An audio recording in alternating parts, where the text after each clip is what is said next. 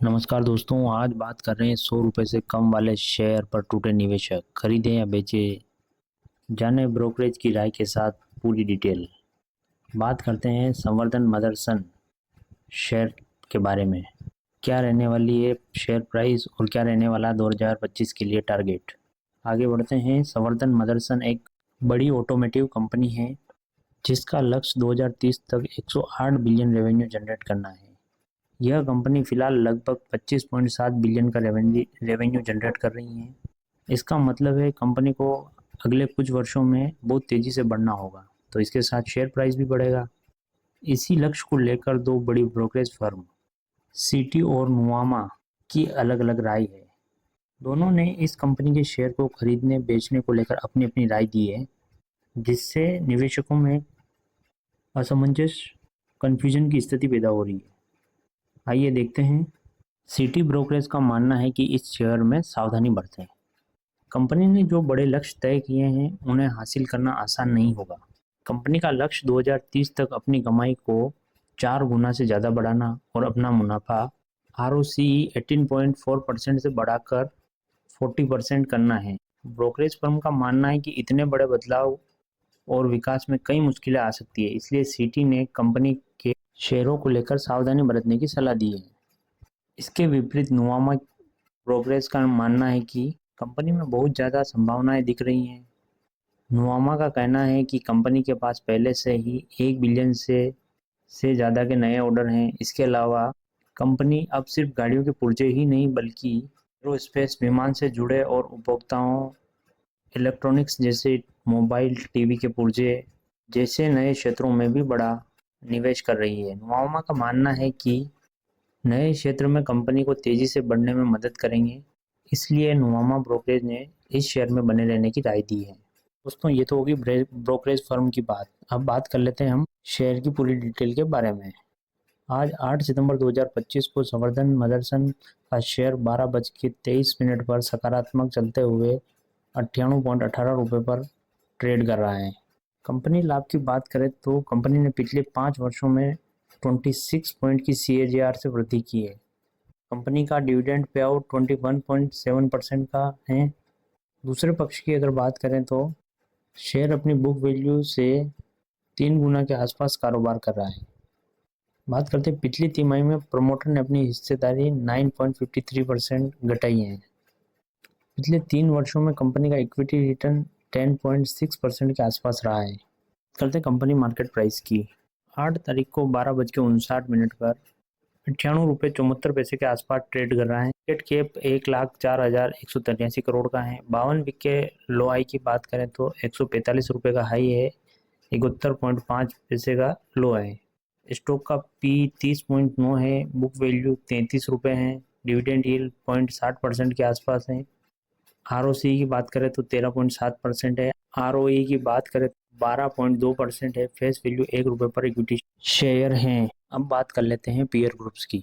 वर्धन मदरसन के साथ में 7 कंपनियां लिस्टेड हैं। का नाम CMP, PE, market capitalisation, dividend per year, net profit, sales, ROCE, सारी चीज़ें आपकी स्क्रीन के सामने हैं। आप इनसे कंपेयर कर सकते हैं।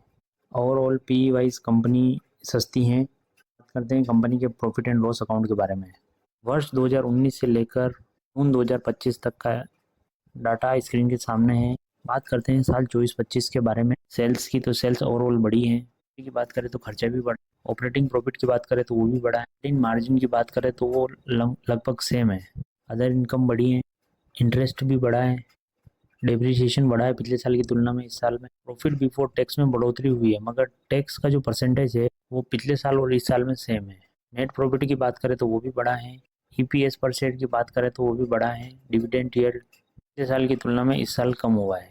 तो प्रॉफिट एंड लॉस अकाउंट ठीक ठाक है। अब बात करते हैं दोस्तों बैलेंस शीट के बारे में। मार्च 2016 से लेकर मार्च 2025 तक डेटा उपलब्ध हैं।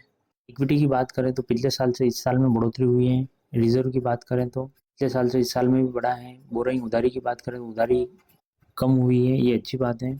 अदर लाइबिलिटीज़ बढ़ी हैं। टोटल लाइबिलिटीज़ में भी बढ़ोतरी हुई है। फिक्स असेट वो भी बढ़ी है, ये अच्छी बात है। CWIP में भी बढ़ोतरी हुई है। इन्वेस्टमेंट में बढ़ोतरी हुई है, ये अच्छी बात है। अदर असेट में बढ़ोतरी हुई है। टोटल एसेट में भी बढ़ोतरी हुई है। दोस्तों ओवरऑल देखा जाए तो बैलेंस शीट भी ठीक ठाक कंडीशन में है। अब बात करते हैं कंपनी कंपाउंडिंग ग्रोथ के बारे में। कंपाउंडिंग सेल्स ग्रोथ 10 साल में 13% थी, 5 साल में 13% है, 3 साल में 21% है और वर्तमान समय में 9% है। कंपाउंडिंग प्रॉफिट ग्रोथ की बात करें तो पिछले 10 साल में 15% थी, 5 साल में 26% थी, 3 साल में 60% थी और TTM में 6% है। स्टॉक CAGR की बात करें तो 10 साल में 8%, 5 साल में 19%, 3 साल में 20% और 1 साल में -24%। नॉन इक्विटी की बात करें तो 10 साल में 12%, 5 साल में 10%, 3 साल में 11% और लास्ट ईयर में 12%। नॉन इक्विटी पिछले 10 साल से लेकर अभी तक 10% से लेकर 12% के आसपास ही रही है। कंपनी कॉर्पोरेट अनाउंसमेंट, बोनस और डिविडेंड की बात कर लेते हैं। 2025 में 1:2 का बोनस इशू अनाउंस किया था। साल 2022 में 1:2, 2018 में 1:2, 2017 में 1:2, 2015 में 1:2 का बोनस दिया है। डिविडेंड डिटेल की बात करें तो साल 2025 में 0.35 पैसा, साल 2025 में एक बार फिर से 0.50 पैसा, 2024 में 80 पैसा, 2023 में 65 पैसा और 2022 में 65 पैसा का डिविडेंड कंपनी ने दिया है। बात करते हैं कंपनी शेयर होल्डर पैटर्न की। Was promoter, FII, DII, government और पब्लिक। मार्च 2019 से लेकर 2025 तक टोटली बात करें तो प्रमोटर मार्च 2025 से लेकर जुलाई 2025 तक लगभग 9% कम हुए थे, यानी 25 में 58.13 थे, जो जुलाई में 48.60 हो गए।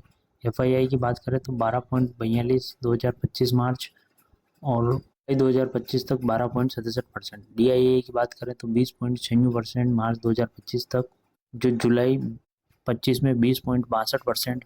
एज इट इज़ है जहीं पे है 0.05% पर।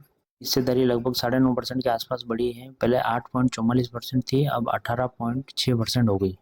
तो सारी जानकारी डिटेल में बता दी गई है।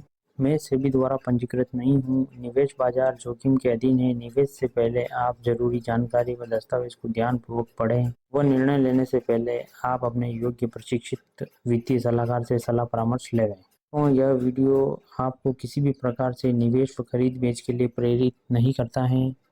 वीडियो पसंद आया होगा, वीडियो को लाइक करें, कमेंट करें और हमारे YouTube चैनल को सब्सक्राइब करें। धन्यवाद।